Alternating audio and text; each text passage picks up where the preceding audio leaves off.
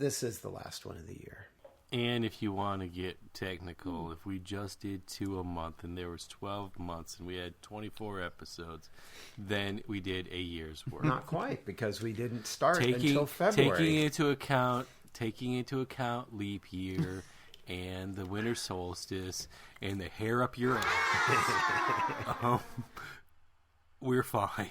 And there is the intro. You know, somebody is going to call us out. You know it.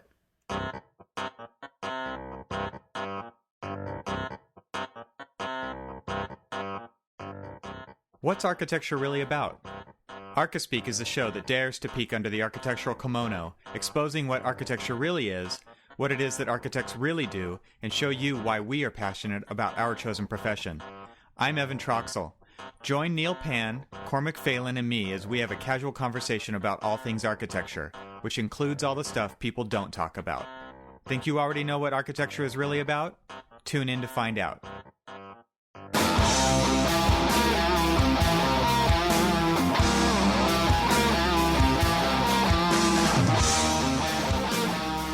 It's time for some Archispeak.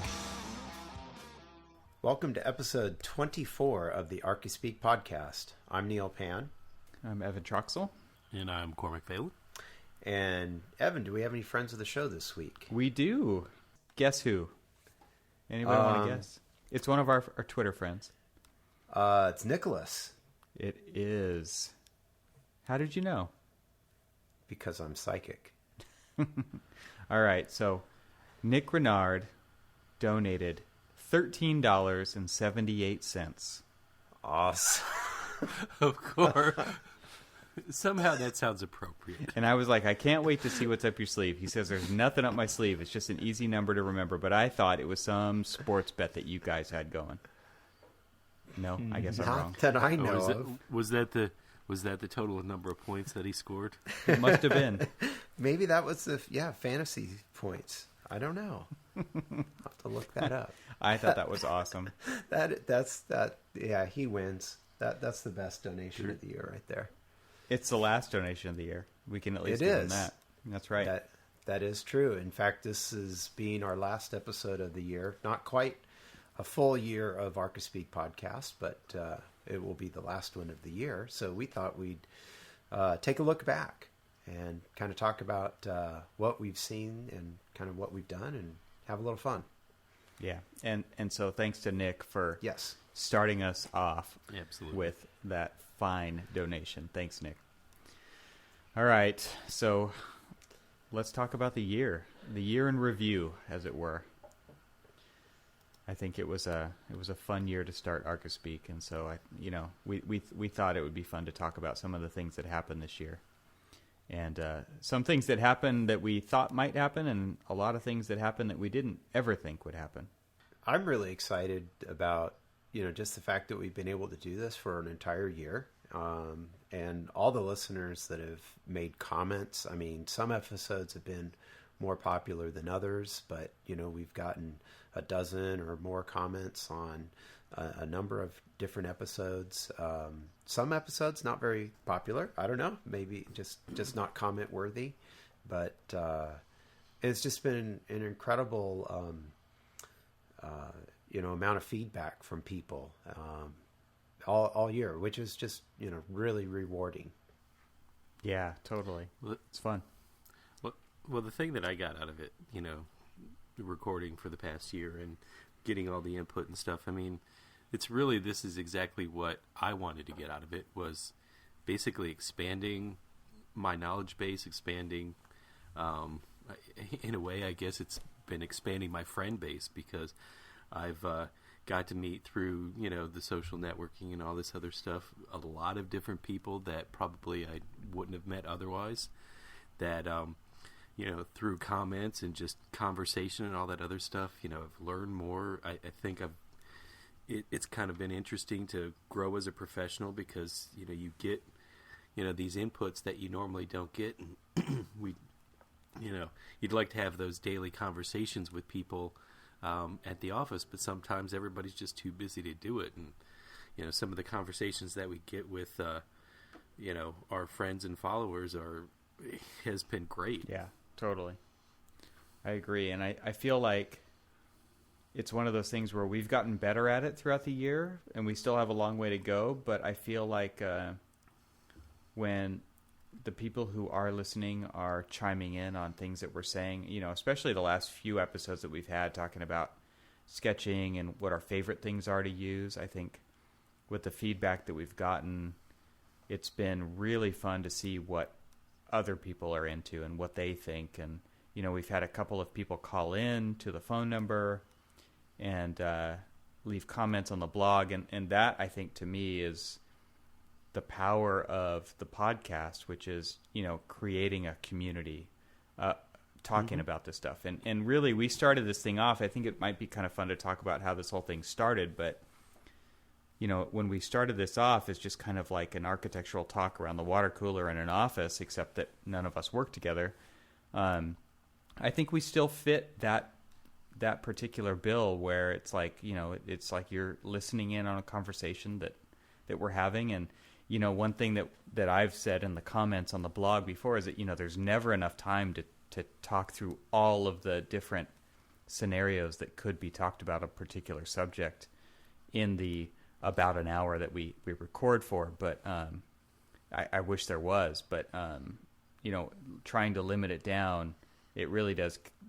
It is fun, and it really has, I think, felt like a conversation that we're having around the coffee bar and in the office or whatever. I think that's worked out pretty well. Absolutely. I mean, I've re-listened to a couple of shows where, it's, I wish I would have said that. Or, yeah, of course. And it's, and the great thing about it is that when we get comments, you're just like, I was thinking that exact same thing. And, it's almost, to me, kind of proven, this may be a stretch, but it's kind of proven that I'm not as crazy as I thought.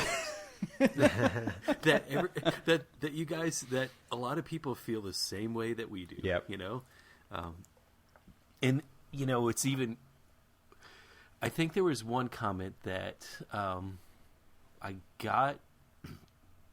It was actually made through, God, I can't even remember when it was, but I'd gotten a message, and it was somebody that was from like Kazakhstan or something like that, and it was an architect out there, and they were just like, they had made the comment, you guys are saying what I feel every day.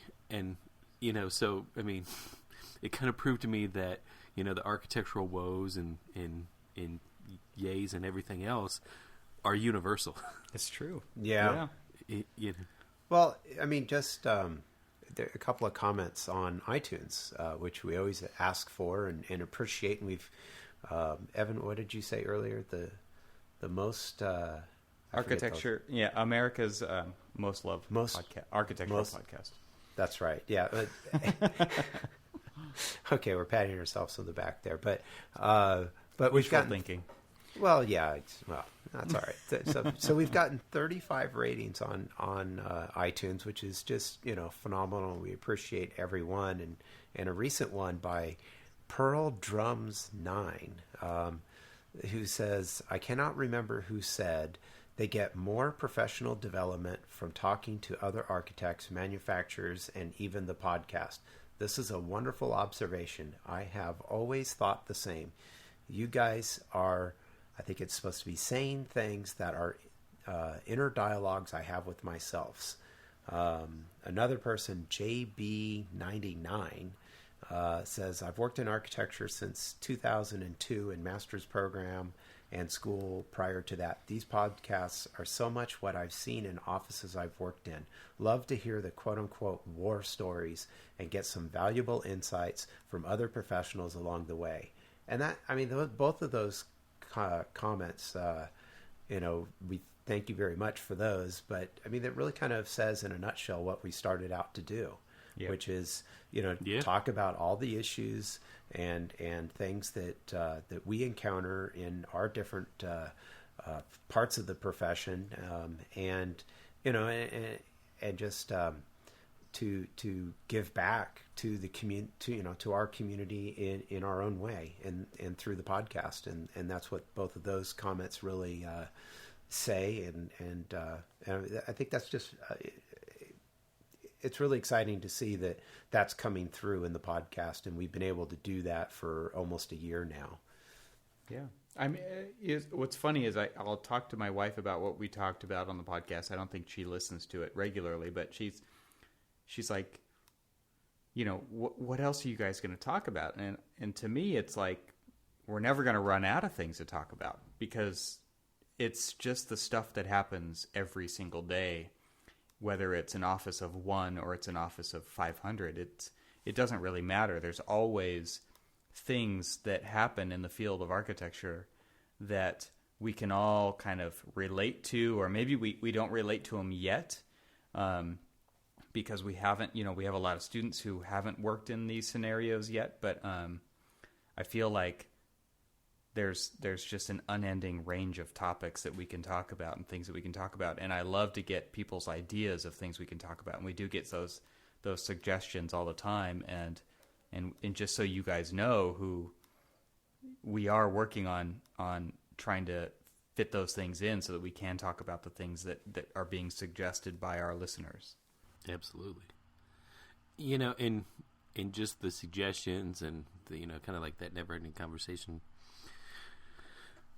like what I was saying earlier is, you know, a lot of that stuff, a lot of our conversations have been things that later on, you know, I use as kind of tools to either talk to like new interns in our office or make suggestions of how we can improve the office. We had last Friday, we had one of the first charrettes we've had in the office in a long time. I mean, you know, we've a pretty busy office, and, you know, kind of things fall by the wayside in the office. And one of them happened to be, you know, that we were, you know, hadn't done as many charrettes as everybody's like to. And we started doing that, and, you know, we kind of all agreed in the office that this needs to return and needs to be a norm that happens in every phase and every stage of, you know, the project. And it was really kind of a result of the conversations that we've all had, not only with ourselves, but also with, you know, listeners and people that we've chatted on, you know, Twitter and Google Plus and all these other different outlets, you know, and talking about what works best for them. And it all tends to be very universal. Yep. And so, you know, having, you know, being able to, you know, get back to, you know, the things that work and create good architecture is, you know, is a dialogue that we, you know, kind of, you know, wanted to get out of this podcast in the first place, is just how do we make ourselves and how do we make the community better? I mean, sure, we talk about, you know, just kind of like, you know, the day-to-day grind of things, but, you know, at the end of the day, I think what we really want to do is grow, learn, and develop. Mm-hmm. Well, you know, I don't know. Cormac, you probably don't see this information, but Evan, I don't know if you look at it on our website very often, but what would you guess would be the percentage between desktop access and mobile access to the site? It's almost 90% desktop, which just surprises me. I don't know. I guess... you know what? I bet a lot of times people are listening to it while they're working and probably think to themselves, yeah, that I agree. How dare them? Well, oh my God, these guys are idiots. That's more often likely, yes. Well, yeah, you know, what I find interesting when I look at some of these numbers is that apparently 75% of our audience are iPhone users when it comes to mobile, because that's how the numbers break down. So it's about 75-25 between iPhone and Android. And then for desktop, I want to know who the one person who's using a Windows 90X who's been accessing our site. What's a Windows 90X? 95 or 98? 95 or 98. One person. And Ouch. and even better than that. No, this is great. Mine will be Two the one people. from Windows 7. Okay, well that's pretty popular, but in fact that's the most. Almost 44% of the desktop access on the website is Windows 7. We can thank Autodesk for that. We probably. Oh, yeah, I was going to say exactly. Damn rabbit! Well, I also want to know who are the two people that are using Windows 3.1. What? You can get on the internet with that? Lord. I have no idea. Dial up. That's an emulator, right? I have no idea. It just Someone's says, emulating that on their Atari 2600. It's just like, yeah. Jeez. Their TRS-80. Okay, we all need to count our blessings right now. Yes, exactly. That's just great. I mean, it's fun to look at some of these numbers and see that the 12-year-old operating system Windows XP is still around 10%. Oh, man. Well, I mean, a lot of people actually still like XP. In fact, actually, somebody was asking me I think if I might have a copy of it because they preferred XP over 7, and it definitely, for some reason, I have on the PC that we have at home, I have 8 because that's all they came with when I bought it. And, I don't have that big of a gripe with it. I mean, sure, it's a Windows PC, and I always default back to using the Mac anyway. But, God, I mean, I don't know. I mean, Mac and Windows are really night and day. Well, what another fun little tidbit here when we look at, 'cause what did I say, 45% or something Windows users, that's not including all of the different variants, so it's over 50%. So of all of those, and this may be getting kind of silly boring, but 37% access the site using Chrome as their web browser. And yeah, that'd be me. I hope not. I hope it's more than you. Well, yeah. I just find it interesting that most people on Windows are all using Chrome. Firefox has about 18%. People still use that? 18%. What's funny is that I remember everybody's like, "Oh, I love Firefox," and it was right around the time where I had stopped. I was started using. It was when I started working for someone else again, and I was not using Safari anymore. I was using Windows machines, and I installed Chrome, and I was like, Chrome is a lot easier to use than Firefox, and everybody's, "Oh, I just love Firefox," and there's like tons of people in our office who still use Firefox. Like, yeah, really? Well, tons of people in my office still use SketchUp. So, well, yeah, that's true too. Sorry, that was my own personal problem.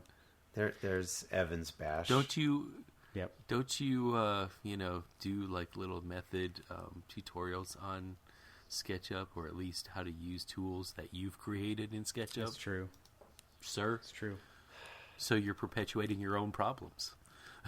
Yep. Yeah, that's one thing that I've learned is that architects do not like to try new things. They like to stick with what they know. Okay, so, on that, because we've, in fact, actually on the charrette, they did probably the entire presentation with that they did, probably about maybe 20% or so was their PowerPoint presentation that they were trying to create for the client. And then just kind of going through and talking about, the different slides and then talking about the content on the slides. But then when they got to the meat of, how this edition looked and all that other stuff, they did it solely in SketchUp. Mm-hmm. So as a person who obviously has a craw in, a burr in their boot or whatever, what's better? What's a good quick tool for massing and articulation and all that other stuff that that you like just as much? Just as much? Form Z or Bonsai. I just feel like they actually have tools that architects use a lot, like wall tools and stair tools and things like that. That the thing that SketchUp has going for it is that it's graphically really friendly, especially to clients, and you don't have to wait for it to render anything. And right. FormZ and Bonsai have that same thing, and I was a heavy SketchUp user for many years, but SketchUp instills a lot of bad habits in people's modeling skills, and I feel like there's other tools out there like Bonsai and FormZ that do a really good job at the same thing, make certain things a lot easier to do, and still have that same graphic quality to it, which is really approachable to clients, which I think is probably the main reason why people are using that tool. So, but not a lot of people know about that. So, I mean, it's not their fault because the marketing team at FormZ or whatever isn't doing a spectacular job, but they're doing what they can with the small team that they have. And, that's the kind of thing that I like to talk about on my method site. And so there's other tools out there. There's more things out there. I definitely do not subscribe to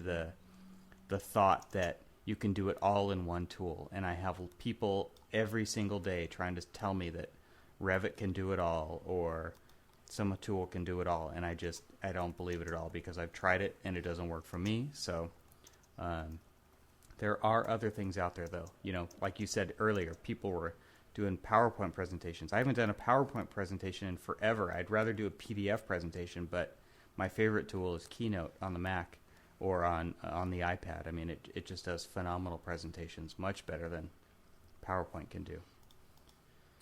Yeah, I think that's my goal for this coming year is to work with the office to kind of help push along the graphics. I mean, they've been doing a great job of getting better, and I think there are tools out there, that you talk about a lot on your show and the Method Podcast and everything else that I'd like to introduce them to make it easier on them. We're making this step forward. We're starting to get mobile. We're starting to do, that we. This year was a milestone in the office. I mean, we got New Forma, which I think is a fantastic program for, a good database and project tracking and all that other stuff. And, so we're starting to move forward with those things. But I think we're only scratching the surface on things that we can do for our presentation. Yeah. And, so I think that's one of the things I'm going to be working hard to kind of, improve over the next year. Yep. So my goal for 2014. It's good. It's good to have goals. It is. Yeah. So let's talk about. Did you guys get any negative feedback for Archispeak this year? Neil, you posted something about the residential architecture group on LinkedIn that I thought was interesting about Archispeak. Do you remember what that was? No, I don't. Well, That's I remember that's not going to make for a good show then. Well, you got to prep me on this stuff. Well, didn't you at least post a link about the term architect? Yes. What was that, episode 20, 21? That really got some traction in conversation. Which is great because, if through our podcast we can spark dialogue, didn't you say there was like 50 different posts or something? Yeah. That was going back. It just went off, right? Yeah. It just went off. Yeah. There's been a couple of episodes that have done that throughout the year on a couple of LinkedIn groups, and some of it is a little bit of back and forth, the people arguing about stuff that's that we didn't even discuss in the episode, but it got the conversation going, and really, I think that's an awesome point because a lot of people who probably listen to the show don't realize that we post this podcast to all different types of social networks, and And LinkedIn, I don't know about you guys, but I've found this year especially that there has been a ton of traction with architects on LinkedIn in the entrepreneur architect group, and like you're posting in the residential architecture group, and it really feels to me like people are really congregating there. And then Google Plus has been another one. So there's quite a few different places where people are talking about this stuff, and it's not just our comment section on our site. Yes, absolutely.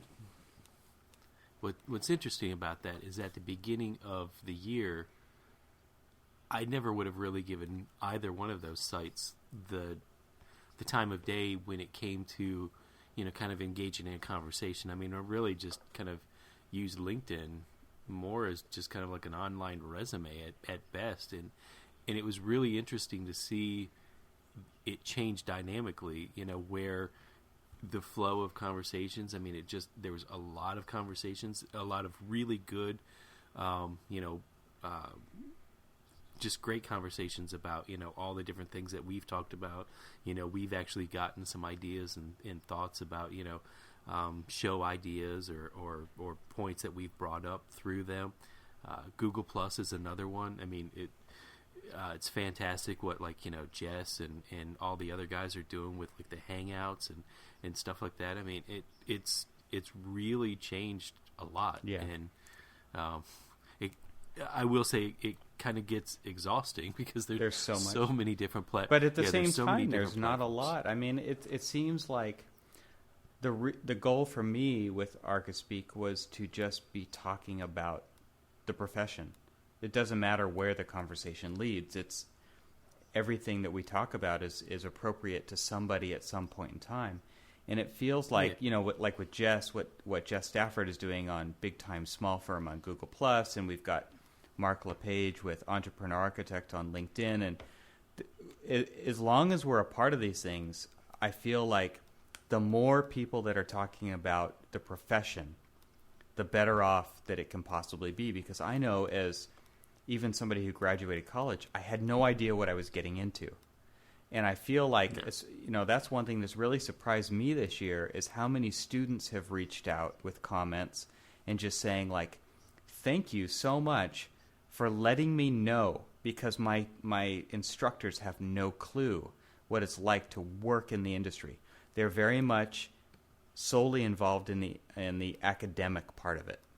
And they're not involved in the professional part of it. And they've really reached out and said, this is what I wanted to hear. I wanted to know. And it's not like we're turning them away from it, right? Which, if my kid said, hey, I want to be an architect, I might try to talk them out of it.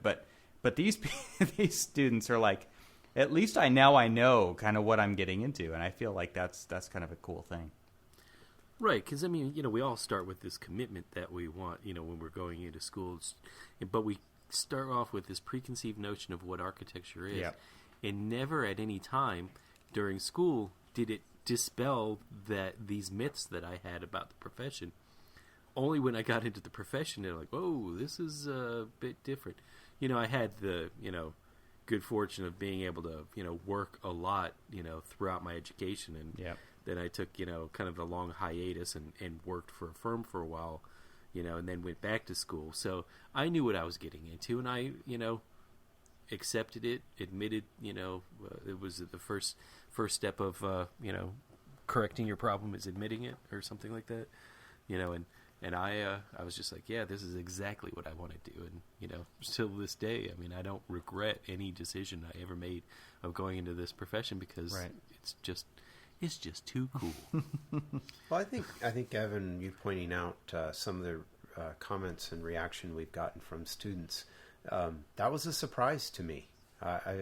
It's not that we had certain goals of who our target market or audience was going to be. In fact, we kind of just said, we started this podcast with none of the right ways to do it. In other words, we didn't have a market or a target audience or, a plan or anything. It was like, in fact, I remember when we first started talking about doing this and doing our first test calls, the whole goal was, if we had to prep for this show, it won't happen. So Right. Right. there's a little secret about Archispeak Podcast there. Yeah, but there's very little prep that goes into it. We sit down, we pick a topic, and we go. And I think that's actually one of the neat things about the show. But it certainly surprised me, though, to see the number of students that have reached out to us for that very same reason that you mentioned, Cormac, that a lot of them had no idea or don't have any idea of how it works once you're out of school. And, the little the topics that we talk about and our experiences and the experience of others that we discuss on the show are a real eye-opener. And I think that's really great that we're able to provide a podcast that kind of opens that up and exposes the profession. Not in a bad way, but it's like, this is the reality. This is what you should be prepared for once you graduate.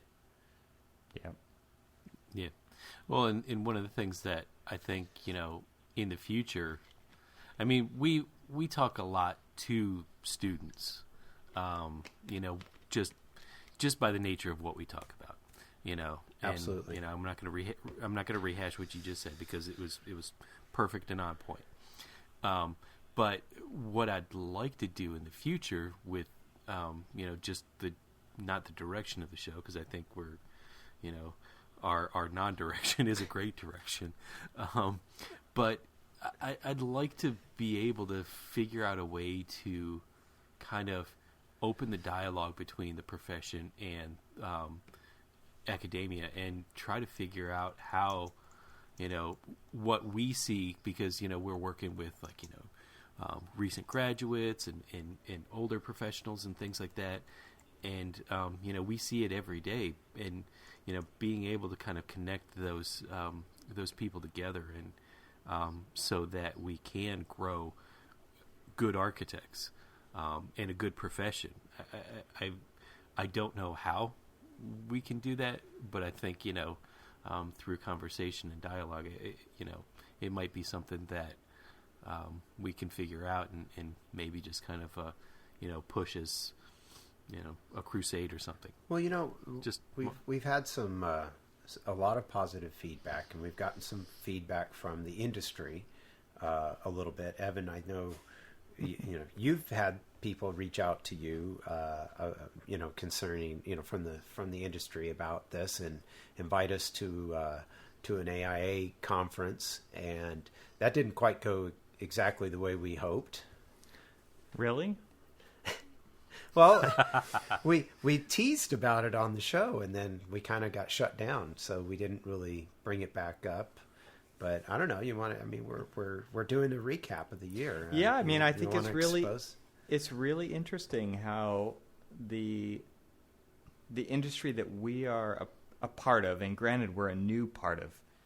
Archispeak is a new thing in the industry, but I feel like these types of conversations don't seem to happen out in public, and I feel like that's kind of the thing that we're bringing to the equation here, right? Is that we're having the equations in public for the entire world to listen into, whether they agree or not. I mean, we're just throwing it out there, and I feel like that's a big part of creativity and making things, is putting it out there and then getting the reactions. We were invited to go to the Monterey Design Conference this year, which happened in October, right? Was it October, Neil? I don't remember. Yeah.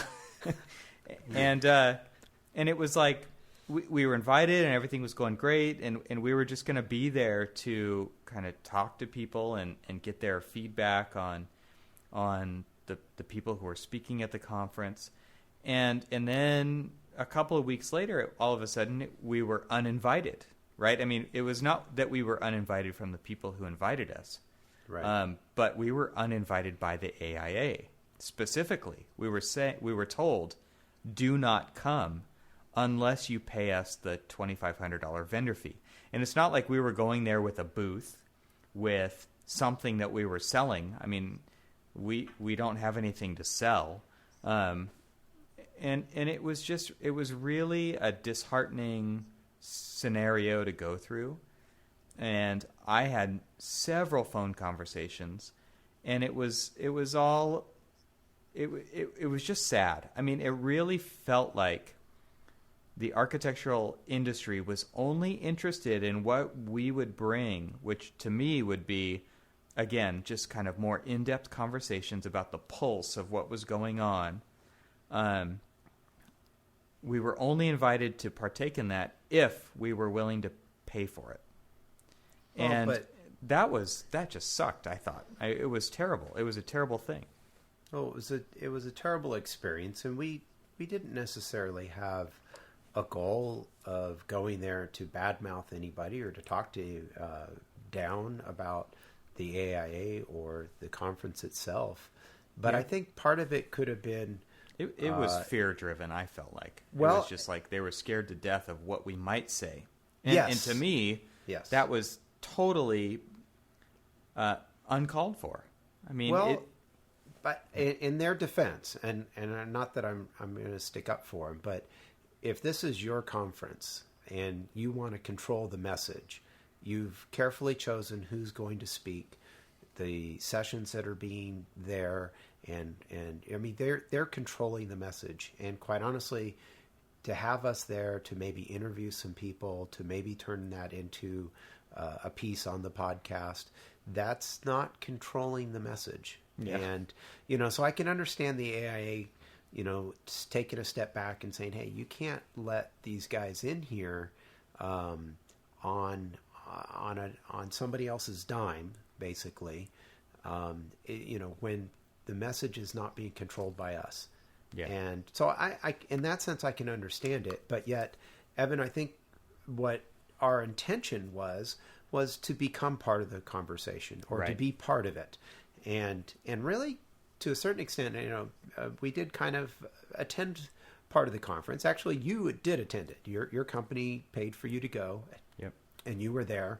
I kind of hung out. I didn't attend any of the conferences or anything, but I kind of hung out with you guys for a day, and because it takes place in a public venue, in a public setting, so it's not like I was crashing anybody's private party.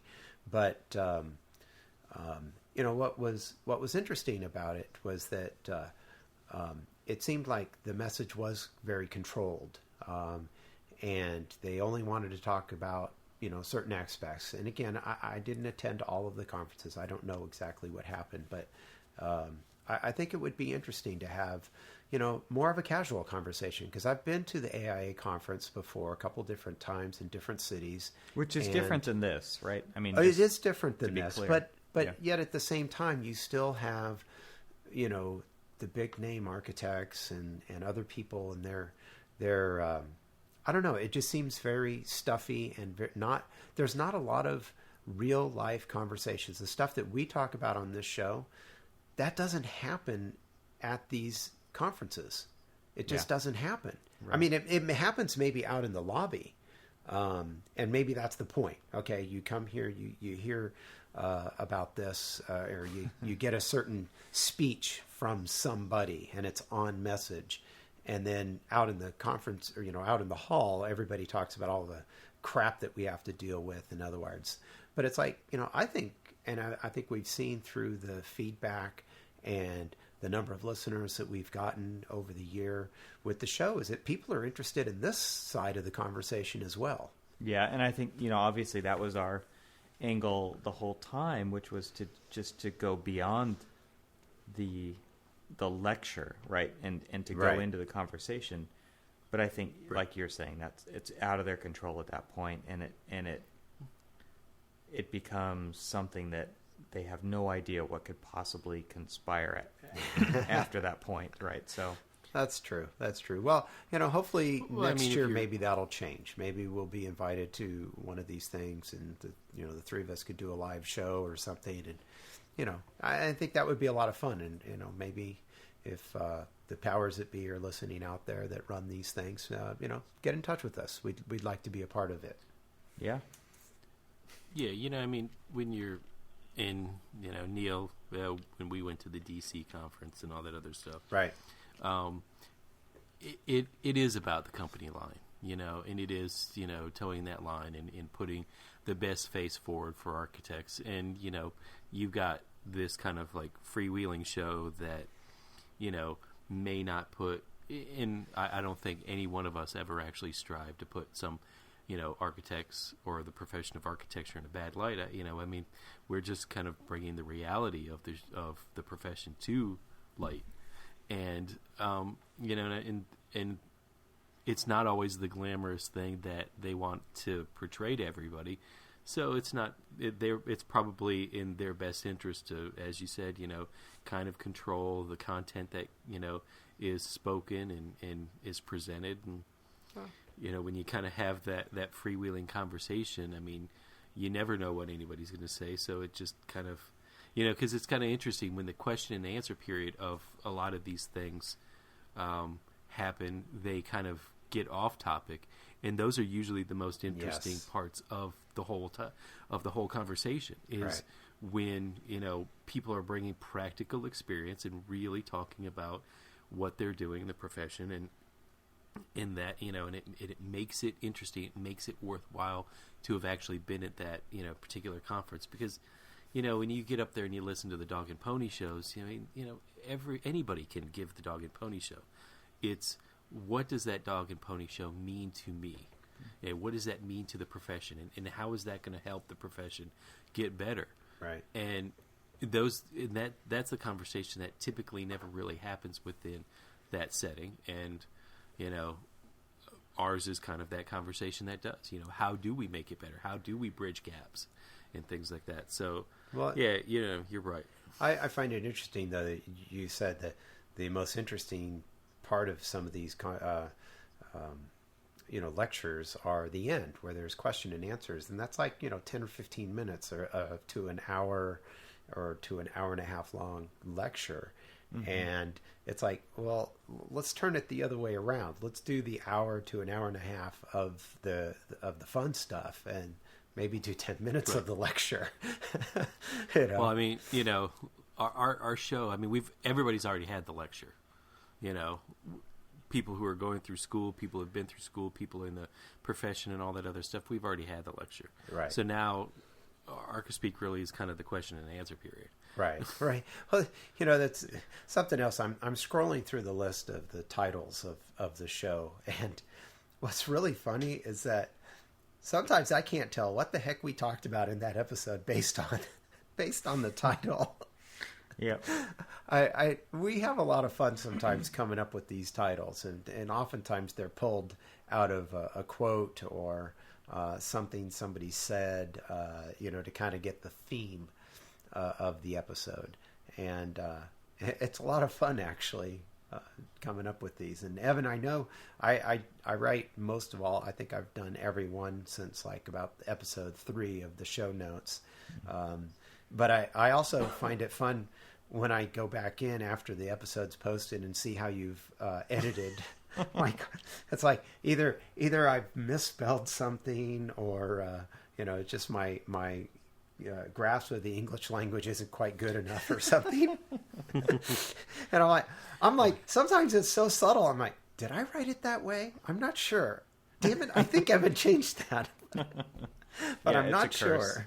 I have this curse, and what's funny is that was one of our recent comments was, can you guys do an episode on spelling and grammar? And I thought, oh man, no. Well, Evan, I'm like, Cormac and I yes. Because to me it's kind of a curse, but to me it's a good curse. That stuff just pops right out to me. So I like it. I mean, it's I like how you it's a team effort here, and we all do our part, and except for Cormac, but he just stays up late to record. So I'm just here to look pretty. Yeah, go look at our pictures on the website. Yeah, right. No. Wow. Really? Dang. Yeah. If I could reach through the the funnest part to me is picking out what the intro is. Yes. How do you do that? I mean, Well, come on, Neil. You give give all of the nuggets. They haven't all been mine. So. I think they're mostly you, Corbin. I think it's you. Yeah. I don't know. I just, usually I have like 2 or 3 things that I want to grab from, and I end up just picking the best one. But, I have to listen to all this stuff again as I'm editing through and cutting out all the background noise and making us sound better than we really do. And I just pick one. So there's not a lot of science behind it. So sorry to disappoint you, but no, it's great. I don't put that part of the podcast together. So when I listen to the episodes, it's kind of like I think of it like an actor who's in front of a green screen, and they yeah. Pretend there's this giant beast in front of you, be scared or act a certain way. And then it's like you go see the movie and it's like, oh, wow, okay, yeah, that looks pretty good, or we hear the raw audio and then, Evan makes us sound intelligent or tries his best to in Cormac's case, but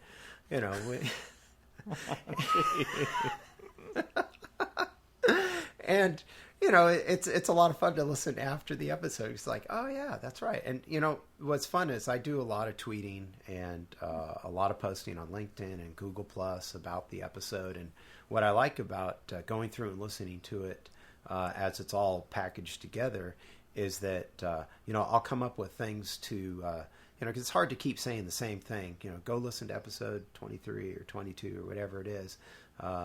Each time, so you try and find different things to say each time you post something, and so I'll listen to the episode and find things that we say or bring up, and then bring that along, like Cormac's plea for Rose Bowl tickets, in our last episode. How did that go, by the way? Not Rose Bowl tickets. What, national championship game? Is that it? Yes. Okay, excuse me. Different.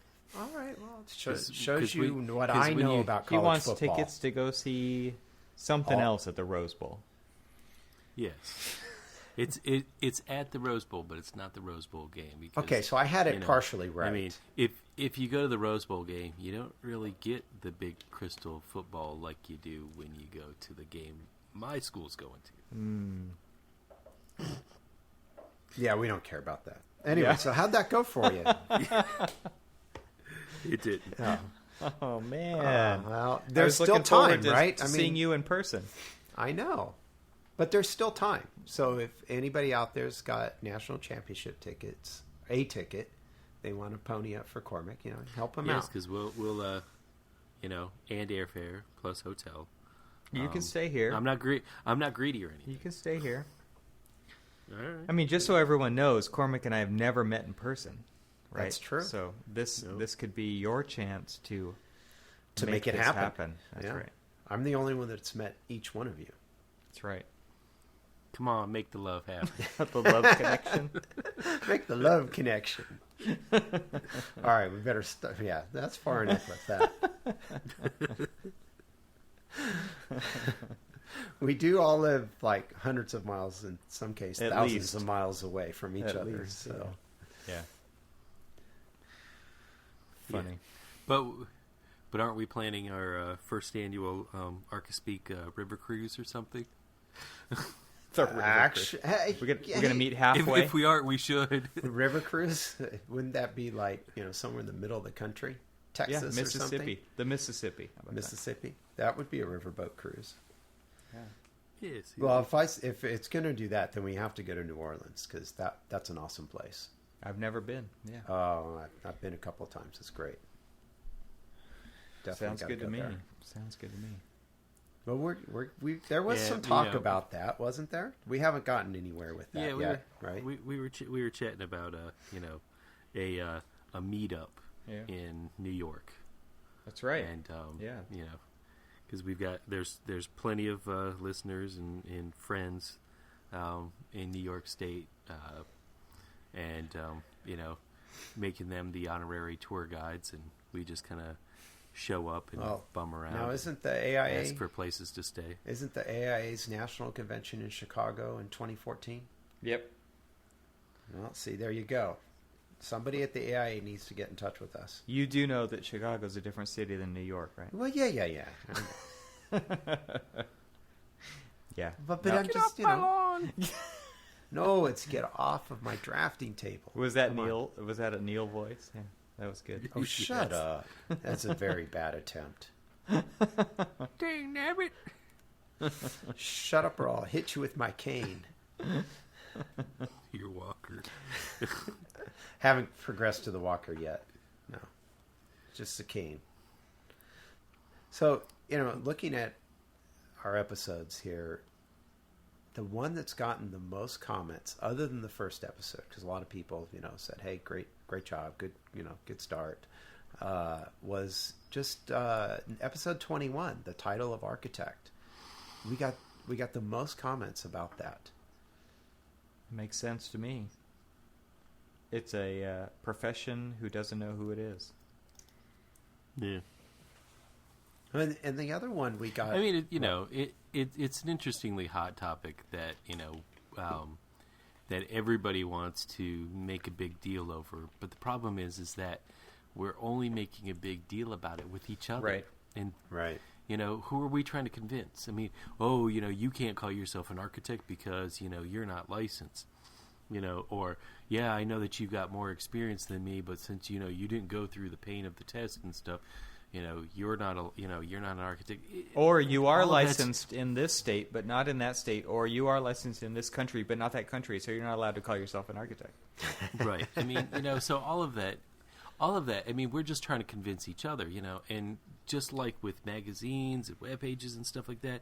I mean, we seem to be doing it all for ourselves, to impress ourselves and stuff like that. And it's the people that we need to impress. Or the people that we need to, show that we've got the experience and the knowledge, we're not marketing to them. Right. We're not marketing to them properly. So it was an interesting conversation that we had about the title, but again, it was the conversation and all of the comments, and even the further comments that you had on, the conversations that you had on LinkedIn, Neil, right. They were all, kind of like self-directed. It was just like, the dog chasing his tail. I mean, you're fine. We understand the points and the positions, but what I wanted to know is how we're making, how we're either going to take the title back from other people who are just arbitrarily using it, or, changing the impression or our footing in the real world, to potential clients and things like that. And that was one thing that, I kind of was a bit disappointed about that conversation, is that it didn't reach further than just an internal conversation. Yep, good point. Well, some of the things we've done on the show this year, after we started, we created a Facebook page. We created a Google Voice number, which we've gotten all of 2 calls on. So, our listeners need to call us a little more often on that. Thanks, Neil's mom. Yeah, right. Exactly. Well, my mom doesn't use the internet, so that would be the only way she could talk to us, would be through the phone. But we've slowly, built an audience on Facebook and on our Twitter account, and we've created a Friends of the Show during the year, which has proven to be quite popular. Because Evan, you started a donate page right from the very beginning, but yep. Really didn't see anything action on that. But I think people have been getting a kick out of hearing their names on the podcast, and that seemed to really help encourage that. We also started a blog, which we haven't blogged very many things, but a few things that are kind of maybe outside the show or don't really fit into the show notes. We've kind of put those there because they haven't really fit anywhere else. And then for the first time at the end of the year here, we've done our own T-shirt, which thank you to you, Evan, for creating the shirt and, our whole logo and everything. Job. Yeah, it's just, Evan's really just been the designer on all of this stuff for the show and on the website. So, kudos to you, sir, for just an awesome job on this. Thank you very much. It's been a great year. Yeah, and we've had a good response to the donations for sure, and the T-shirt at the end of the year. I think hopefully that pans out well for us. But it's one of those things where it's an opportunity. I see it as a way to get people to not only help the show out, but just to be part of the community and just show their love for it. Because to me, this is a labor of love. It's something that we love to do. We do it every week or every 2 weeks, and right. We to me, it's one of those things where when I talk to people about the show, they're saying, keep on doing it. This is definitely something worth doing. And to me, like, that's the best kind of compliment, because it's okay. Those are the people who are the ones who are saying, like, this means something to me. And we had no idea what we were getting into, but to me, like, that's the kind of comment that helps me say, yeah, we should keep doing this. This is something worth doing. And to me, we all have really busy schedules, all three of us, and this is one more thing chipping away at that, because it does take quite a bit of time, and it does take effort, and it does take money, and it takes all of those things. But this is one of those things that's worth doing, because I feel like we are making a difference to our profession. And as we say in our tagline, we're looking beneath the kimono, and we're showing people what it's really like to work in this field. But this is something that we really care about, and to me, this is our way of making a difference. Well, the other thing we've done during the year, it just kind of surprises me that when I look at kind of maybe where we started with what we had at the very beginning, and the one thing I forgot to mention too is our show notes. We haven't the show notes can be emailed out to you if you subscribe to that, which is really great for when we have episodes with a lot of links, especially like our favorite things episode, our last episode 23. So you can get that all emailed to you. So when I look at the phone number, the email subscription, the Facebook page, and the shirt, and the friend of the show, and the blog, I mean, holy smokes, we it's really shocking, all the things that we've done, including recording, now our 24th episode this year in 2013. It's pretty shocking, when you look back. Yeah. It's we've come a long ways. Yep. Yeah, for sure. I don't think that any of us saw all of that stuff happening when we started out. No, I didn't. I mean, we tried to think about a lot of these things, but I think most of the things I mentioned all kind of grew organically as we went. And I know for season 2 in 2014, we've got a few ideas that we're gonna maybe implement and do, and we talked a little bit about maybe having some guests on the show. I mean, maybe some people will give us some feedback on that. If they'd like to have a guest on the show to, probably not like an interview. I mean, I think what Mark LePage is doing and what Enoch is doing at their shows, kind of an interview based, is fantastic. That's not kind of what we want to do with a guest on the show, but just have a guest on to talk like we do. Yeah. Just jump it into the conversation. Exactly. So if you want to be on the show, let us know. And I think that's something we'll look at doing maybe once in a while in season 2 as we roll into season 2. Yeah, definitely. I think that would be really fun. All right. Okay. Well, let's wrap up 2013, guys. If you have any questions or comments, please visit the website at archispeakpodcast.com. And there you'll find links to the Archispeak Podcast Twitter account, our individual Twitter accounts, and the Archispeak Facebook page. We also enjoy hearing from our listeners, so please give us a call and leave us a message at 415-484-8496. And if you can, leave us a review on iTunes. As you saw tonight, we do read those, and we really do appreciate them. So thanks for listening, everyone. Yeah, thanks everybody. It's been a fun year, and we had no idea what this was going to turn into, but it's been a really fun experience and a fun ride so far. I second and third that motions. Honestly, it was. Cormac's ready to go to bed now. Hey, by the way, who's working Christmas Eve? I'm going into work. I'm going into the office tomorrow. I will too. I have consulting work to do tomorrow as well. You know, it's interesting. I don't know if you've seen all of the little things, coming from like Jody's website and all that other stuff. It's like Santa must be an architect. Yeah. Who else would schedule a deadline, a crazy deadline on Christmas Eve? Right, exactly. Or who else would work on Christmas Eve and stuff like that? So it's some funny things, and I do think that Santa's an architect. Hey, we should remind everybody that it is not too late to get an Archispeak t-shirt. You got until the 29th at midnight to place your order for the Archispeak t-shirt.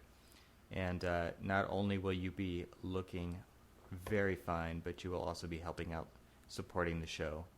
And all of that is available at archispeakpodcast.com/shirt. So, and it comes in the architect's favorite color. That's right. Black. You don't even have to say it. Yeah. Only color. You can wear it to meetings. You can wear it to family gatherings. You can wear it anywhere. It's appropriate. Just not Christmas dinner this year. Why not? Because it won't ship till after the 29th. Because it will. All right, guys, that's it. We're done. It's obviously late. Good night. Yes. All right, good night. Say good night, Cormac. Oh, good night, Cormac. I'd already fallen asleep. When you said good night, I just automatically assumed I could go to sleep. That works. Huh? What? Oh, yeah. Good night.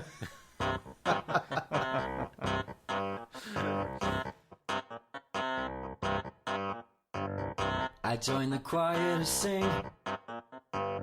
They're all competing for some other thing. I joined the choir to sing.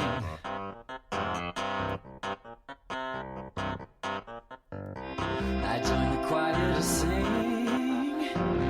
They're all competing for some other thing. I joined the choir to sing.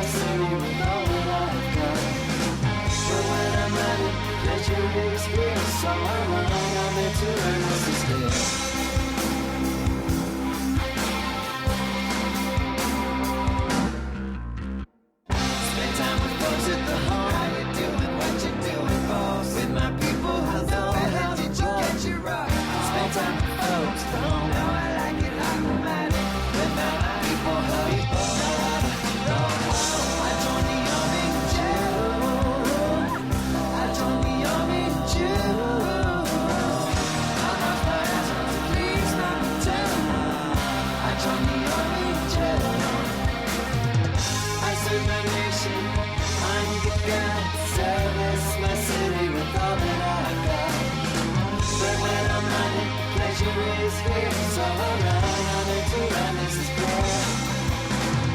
I serve my nation under God, service my city with all that I've got. But when I'm running, treasure is here. So I run, I'm in to run, this is clear.